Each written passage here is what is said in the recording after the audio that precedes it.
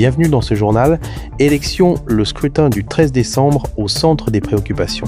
Après sa récente mission en Haïti, le secrétaire général de l'Organisation des États américains, Albert Hamdin, a averti que le pays a besoin d'un soutien international beaucoup plus important pour créer les conditions nécessaires aux élections générales prévues le 13 décembre 2026, qui seraient les premières depuis 2016. La sécurité, l'accès aux bureaux d'identification et l'inscription des électeurs restent des défis majeurs.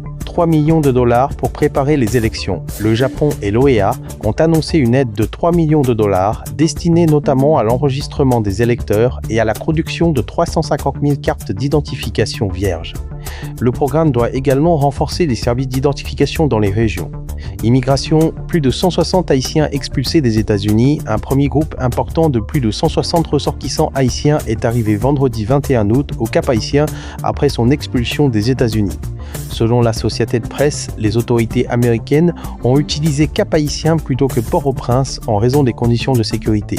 La crise sécuritaire demeure extrêmement préoccupante. Les groupes armés continuent de contrôler une grande partie de Port-au-Prince et plusieurs axes stratégiques.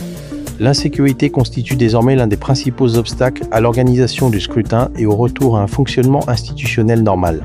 États-Unis, Haïti, Washington prévoit de verser 850 millions de dollars sur les quelques 5 milliards dus aux Nations Unies.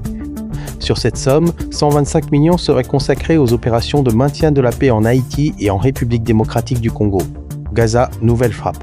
Une frappe israélienne a touché dimanche un bâtiment à Zawaïda, dans le centre de la bande de Gaza. D'autres frappes ont également été signalées dans les secteurs de Nuseirat et Khan Younis.